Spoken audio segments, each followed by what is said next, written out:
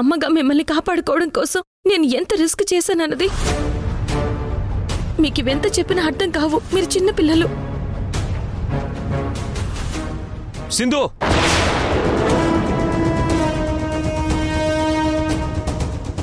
నా పిల్లల్ని కలవడానికి ఎందుకు ఇలా దొంగచాటుగా వస్తున్నావు? మరేం చేయమంటావు యష్? కన్న తల్లిని కలవకుండా బిడ్డల్ని దూరంగా పెడుతుంటే ఏ తల్లి మాత్రం తట్టుకోగలదు?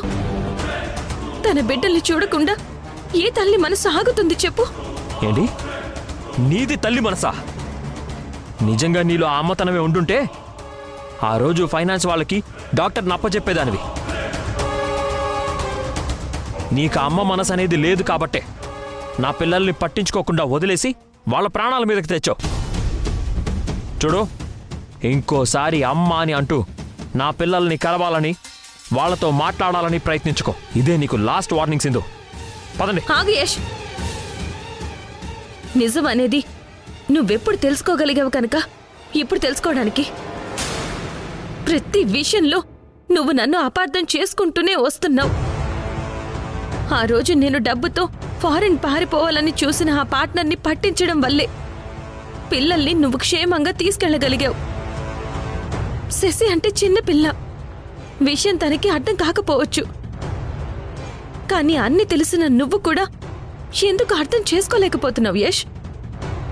అవునులే, నా మీద నీకు పీకల లోతు కోపం ఉంది కదా, అందుకే మూర్ఖంగా ఆలోచిస్తున్నావు. ఒక మనిషి మీద కోపం ఉన్నప్పుడు ఆ మనిషి మనకి మంచి చేసినా అది చెడుగానే కనపడుతుంది. చెడ్డ మనుషులు మంచి కూడా చేస్తారనే నమ్మకం నాకు లేదు. యష్, ఇప్పుడు నా పిల్లల్ని నా నుంచి దూరంగా తీసుకుపోవచ్చు. కానీ రేపు కోర్టులో నేను గెలిస్తే నా పిల్లలు నాకు దగ్గర కాకుండా నువ్వు కాదు కదా, ఆ దేవుడు కూడా ఆపలేడు. గుర్తుంచుకో.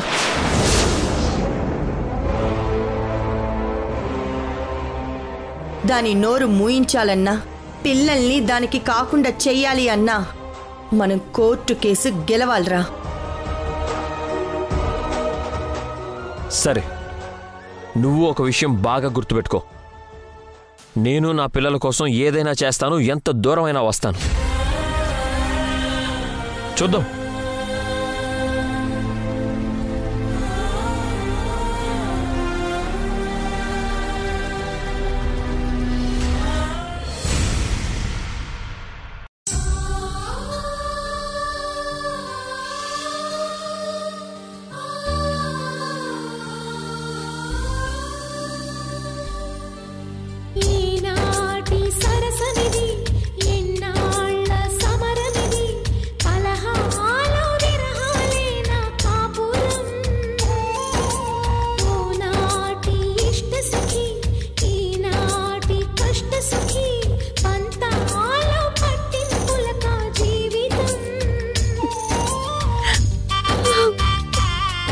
సింధు, ఏమైంది? ఎందుకు ఏడుస్తున్నావు? ఏం జరిగింది సింధు? నేనేం పాపం చేశానక్క? నేను నా కన్న బిడ్డల్ని కలవడం కూడా తప్పు పడుతున్నారు. నువ్వు నీ పిల్లల్ని కలిసి వస్తున్నావా? నా పిల్లలతో నేను మాట్లాడే అదృష్టం కూడా నాకు దూరం చేస్తున్నారు. నేను రిషి శశిని కలవాలని, వాళ్లతో మనసారా మాట్లాడాలని నేనెన్ని ప్రయత్నాలు చేసినా యష్ చాలా మొండిగా నా మీద కోపంతో నా ప్రయత్నాలన్నీ అడ్డుకుంటున్నాడు. నువ్వు ఒక విషయం బాగా గుర్తుపెట్టుకో. నేను నా పిల్లల కోసం ఏదైనా చేస్తాను, ఎంత దూరమైనా వస్తాను. పిల్లల మీద యష్కి ఎంత హక్కుందో నీకు అంతే హక్కుంది. వాళ్ళని కలవొద్దు, మాట్లాడొద్దు అనడానికి అసలు యష్కి ఏం రైట్స్ ఉన్నాయని?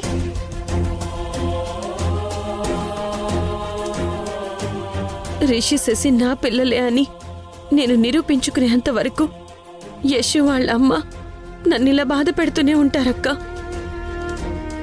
నేను కోర్టులో కేసు ఖచ్చితంగా గెలిచి నా పిల్లల్ని నా దగ్గరికి తెచ్చుకోవాల్సిందే. లేదంటే కనీసం దూరం నుంచైనా నా పిల్లల్ని చూసే అవకాశం నాకివ్వరని అర్థమైంది.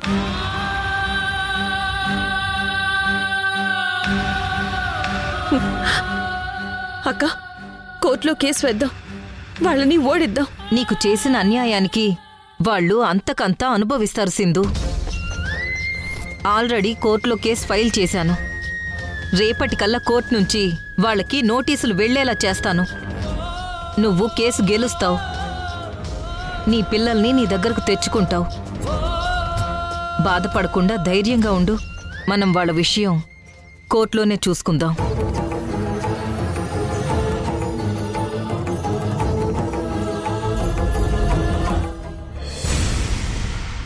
రే, ఆ సింధుని నాకు తెలియకుండా ఎప్పటి నుంచి ఇలా కలుస్తూ మాట్లాడుతున్నారు మీరు? మిమ్మల్ని సింధుకి దూరంగా ఉంచాలని నేను ప్రయత్నిస్తుంటే నా కళ్ళు గప్పి నన్నే మోసం చేస్తున్నారా? ఏమైందిరా? కట్టుకున్న భార్య నాకు మోసం చేసింది. చివరికి నా కన్న బిడ్డలు కూడా అదే దారిలో నడుస్తున్నారమ్మా. నా మంచితనాన్ని వీళ్ళు చేతగానితనంలా చూస్తున్నారు. ఏం చేశారు బే? ఇంట్లో ఎవ్వరికీ తెలియకుండా దొంగచాటుగా వెళ్ళి ఆ సింధుని కలిసి మాట్లాడుతున్నారు.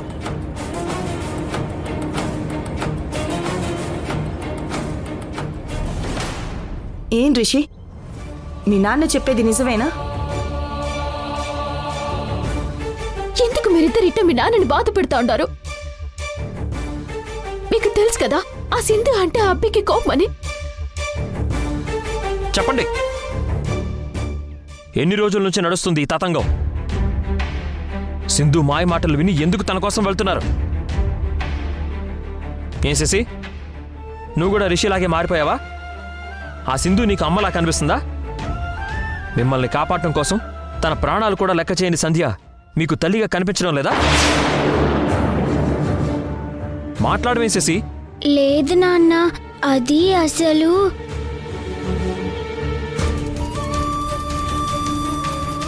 నేనే సింధుని కలిసి మాట్లాడమని శశితో చెప్పిన విషయం ఇప్పుడు యష్కి దాముకి తెలిస్తే పెద్ద గొడవే జరుగుతుంది. ఏంటి నేను అడుగుతుంటే సమాధానం చెప్పకుండా తాతయ్యం చూస్తున్నావు? యష్, ఎందుకురా పిల్లల మీద అలా కోపడతావు? నా బాధ వీళ్ళకి అర్థం కావడం లేదు నాన్న. ఆ సింధు ఎక్కడ నా పిల్లల్ని నాకు దూరం చేస్తుందో అని నేను కంగారు పడుతుంటే వీళ్లే వెళ్ళి తనని కలుస్తుంటే నాకు ఎలా ఉంటుంది చెప్పండి? మనం కాదు అని పిల్లల్ని ఎంత ఆపినా వాళ్ల మనసుల్లో కూడా ఏదో మూల ఉంటుంది కదా, అమ్మని చూడాలి, తనతో మాట్లాడాలి అని. దాన్ని కూడా తప్పుపడితే ఎలారా? తండ్రిగా పిల్లలతో నీ ప్రవర్తన ఇలాగే ఉంటే నిజంగానే ఏదో ఒకరోజు సింధుతో వెళ్ళిపోతారు వీళ్ళు. అర్థం చేసుకుని నాన్నగా పిల్లలతో ఎలా నడుచుకోవాలో తెలుసుకో. శశి, మీరు రండి.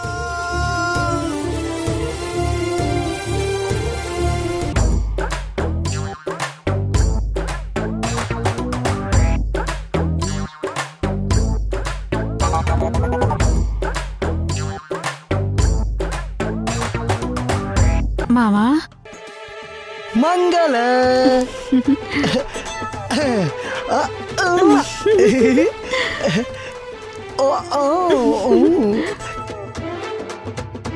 మావా, నీకోసం పాయసం చేసి తీసుకొచ్చిన, తిను మావా. మన ఇద్దరు మొగుడు పిల్లలం కదా, నువ్వు కొంచెం నేను కొంచెం.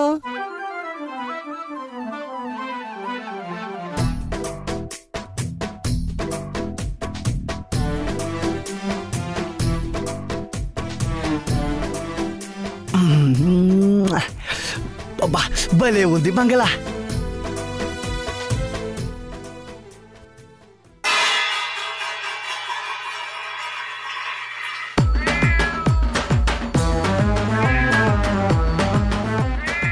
మావా, పిల్లి మావా. అమ్మో, అనవసరంగా భయపడినాం. ఛీ, మన బతుకులు చెడ. ఏటైంది మావా? మనం మొగుడు పిల్లలమై ఉండి ఇలా దొంగచాటుగా కలుసుకోవడం ఏంటి మంగళ? ఏం చేస్తాం మావా, మనం మొగుడు పెళ్ళాలమని మనకి తెలుసు. మీ సార్కి మా భవానమ్మకి తెలియదు కదా. తెలిస్తే మన ఉద్యోగాలు పోతాయి కదా. మొగుడు వదిలేసిన ఆడదానికే పనిస్తానని మా భవానమ్మ, పిల్లలు వదిలేసిన మొగులకే పనిస్తానని మా సారు.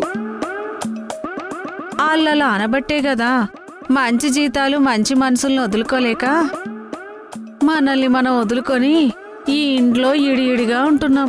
మన జీతాలు మన ఊరికి పంపిస్తే గాని ఆడేమో మన అప్పులు తీరవాయే. ఏం చేస్తాం? అందుకే కదా మన మధ్య ప్రేమ ఇట్టాలు ఉండి కూడా భవానమ్మ మీ సారు గొడవ పడుతుంటే వాళ్ళ కోసం మనము మన మధ్య ఇట్టం లేనట్టు కోప్పడుతూ గొడవ పడుతూ ఉంటాం. ఇంకెన్నాళ్ళు ఇలా? మావా, బావానమ్మ మళ్ళీ పిలుస్తాది, నేను పోతాను. యాడికి పోయేది? ఎప్పుడో అమావాస్యకో పౌర్ణానికో ఓ పాలి కలుగుతా ఉంటాం. అట్ట కలిసినప్పుడన్నా కష్ట సుఖాలతో పాటు సరసాలు సరదాలు పంచుకోవాలి కదా.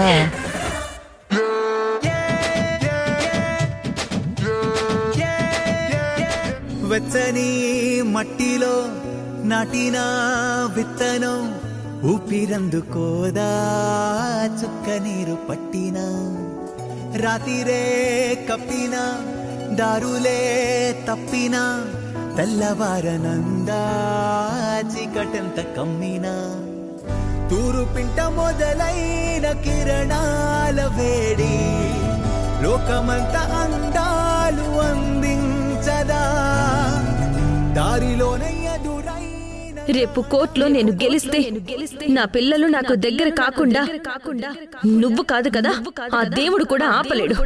గుర్తుంచుకో.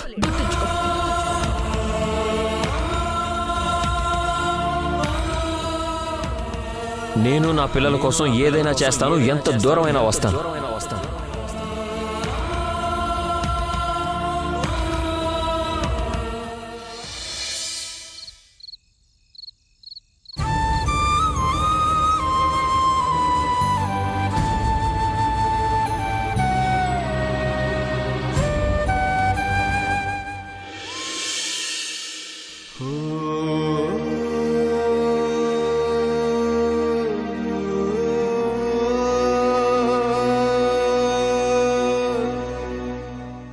ఏంటి వీడు రాత్రంతా పడుకోలేదా? రే యష్, యష్, ఏంట్రా నీ కళ్ళు అలా ఎర్రబడ్డాయి? రాత్రంతా నిద్రపోలేదా నువ్వు? ఎలా నిద్రపోతానమ్మా?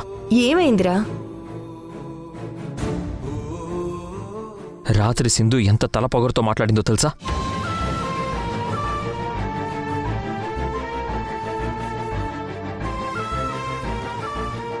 రేపు కోర్టులో నేను గెలిస్తే నా పిల్లలు నాకు దగ్గర కాకుండా నువ్వు కాదు కదా, ఆ దేవుడు కూడా ఆపలేడు. గుర్తుంచుకో. అందుకేనా రాత్రి పిల్లల్ని అలా అరిచావు? అవునమ్మా. ఐస్ క్రీం బండిని అడ్డం పెట్టుకుని సింధు ఈ మధ్య రిషి శశిని కలిసి మాట్లాడుతుంది. మెల్లగా శశి మనసును కూడా తన వైపుకు తిప్పుకుంటుంది. ఆల్రెడీ రిషి సింధుని తప్ప సంధ్యను అమ్మగా ఒప్పుకోవడం లేదు. ఇప్పుడు శశి కూడా సింధునే అమ్మగా అనుకుంటే ఇంకా పిల్లలు మనకు దక్కరమ్మా. పరిస్థితి మన చేయి దాటిపోకముందే నువ్వన్నట్టు మనం కూడా కోర్టులో కేసు వేయడమే నాకు కరెక్ట్ అనిపిస్తుందమ్మా. అమ్మా సింధు, నువ్వు పిల్లల్ని దొంగచాటుగా కలుస్తున్నావా? ఇన్నాళ్ళు నాకు తెలియకుండా పోయిందే. తెలుసుంటే ఆరంభంలోనే ఆపేసేదాన్ని. అది పిల్లల్ని ఎందుకు కలుస్తుందో నాకిప్పుడు బాగా అర్థమైందిరా. రేపు కోర్టులో ఎలాగో పిల్లల విషయం వస్తుంది కదా, పిల్లలు కూడా కోర్టుకి రావాల్సి వస్తుంది కదా. అప్పుడు కోర్టులో రిషి శశి అమ్మ దగ్గరే ఉంటాను అని చెప్పేలా అది ఇప్పట్నుంచే వాళ్ళ మనసుల్లో బీజం నాటుతోందిరా. Sir, courier. ఈ టైంలో కొరియరా?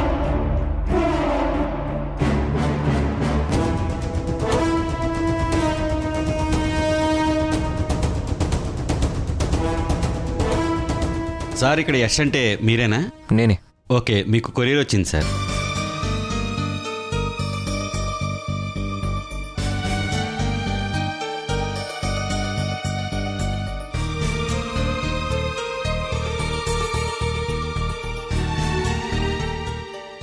Thank you sir.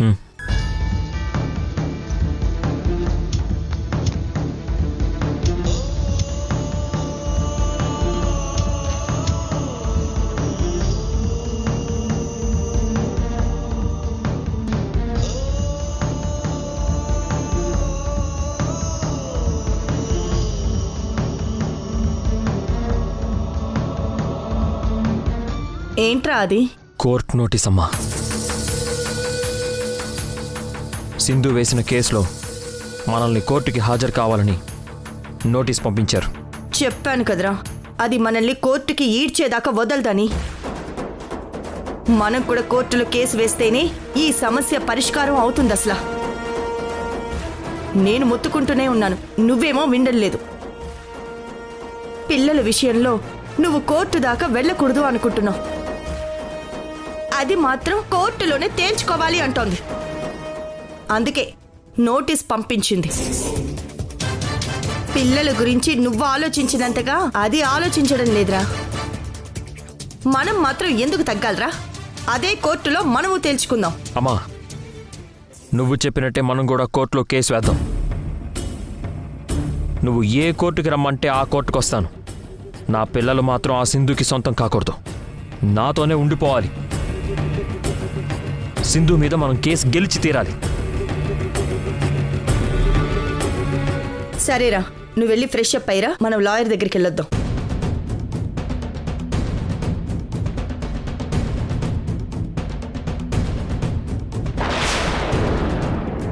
ఓసే సింధు, చెప్తాను సంగతి.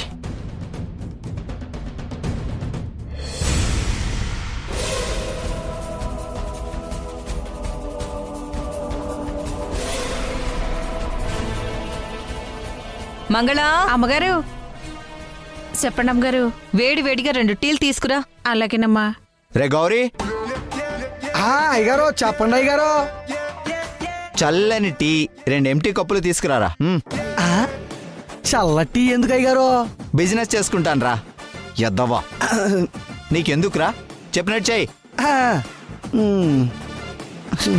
ఏంటో అయ్యగారు.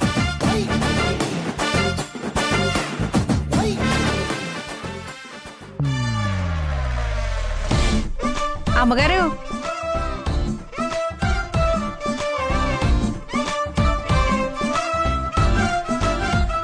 లాయర్ గారు, మీకోసం ఎదురు చూస్తున్నాను. లాయర్ గారు, ఏమైనా సరే ఆస్తి వీడికి దక్కకూడదు. ఆస్తి నాకు రాకపోయినా పర్లేదు, వీడికి మాత్రం రాకూడదు. మీరు అరుచుకుంటే నాకేం తెలుస్తుంది? ప్రాక్టికల్గా అసలు మీ ఇద్దరి మధ్య గొడవ కారణం ఏంటో అది చెప్పండి. వీడు మా తమ్ముడు. సిటీ సెంటర్లో మా ఇద్దరికి కలిపి ఓ ఇల్లుంది. దాన్ని 2 భాగాలుగా పార్టీషన్ చేయాలనుకుంటున్నాం. ఓకే, కానీ ఏ భాగం ఎవరికి రావాలన్న దగ్గరే గొడవ మొదలైంది లాయర్ గారు. ఒక భాగంలో షాప్ ఉంది, ఇంకో భాగంలో ఇల్లు ఉంది.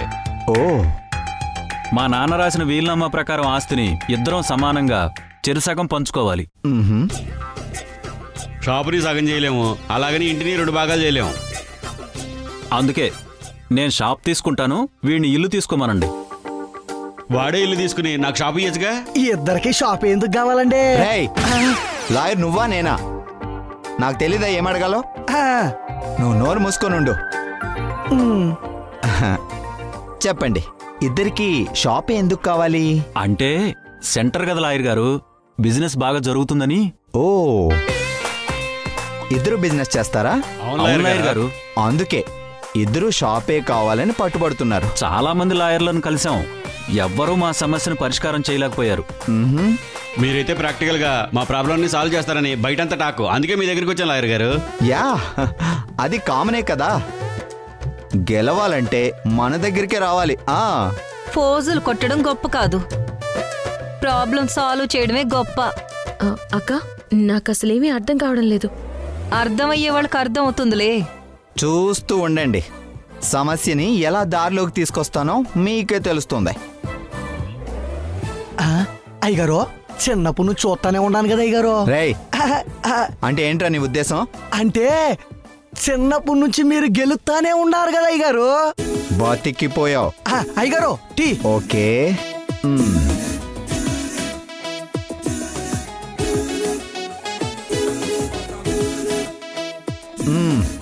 తాగండి. ఈ టీ తాగలేం లాయర్ గారు. ఏ, ఎందుకు? పూర్తిగా చల్లారిపోయింది లాయర్ గారు. అక్కడ పెట్టండి. మీ ఇద్దరికి చెరో సగం పంచేలోపే టీనే చల్లారిపోయిందని మీరు తాగలేకపోయారు. అలాంటిది సెంటర్లో కోట్లు విలువ చేసే ప్రాపర్టీ కోర్టుకెళ్ళి ఎందుకు కొట్టుకుంటారు? ఏంటి లాయర్ గారు మీరనేది? ఇది సివిల్ కేస్. మినిమం తీర్పు రావడానికి 5 ఏళ్లు పైనే పడుతుంది. ఈ లోపు ఆ ప్రాపర్టీ మీద వచ్చే లాభం అంతా పోగొట్టుకున్న వాళ్ళు అవుతారు. అసలేం అర్థం కావట్లేదు లాయర్ గారు. మీకు అర్థం కాలేదు కదా?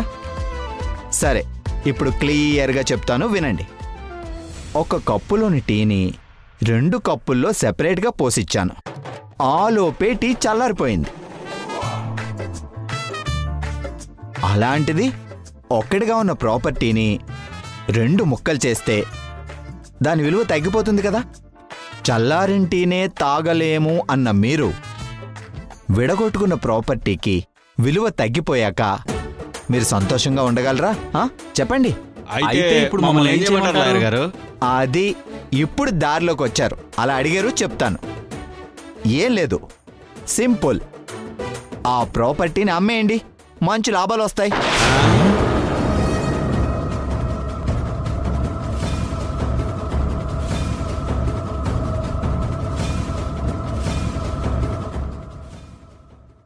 మా పిల్లల గురించి కోర్టులో కేసు వేద్దాం అనుకుంటున్నాం. మా కేసు మీరే వాదించాలి. ఈ భవాని మీ ఇంట్లో ఉందేంటి? ఆవిడ నా భార్యలేండి. మేం విడిపోయి వేరువేరుగా ఉంటున్నాం. అందుకేనా భర్తని మోసం చేసిన ఆ భార్య కేసు తీసుకుని మరీ వాదిస్తోంది.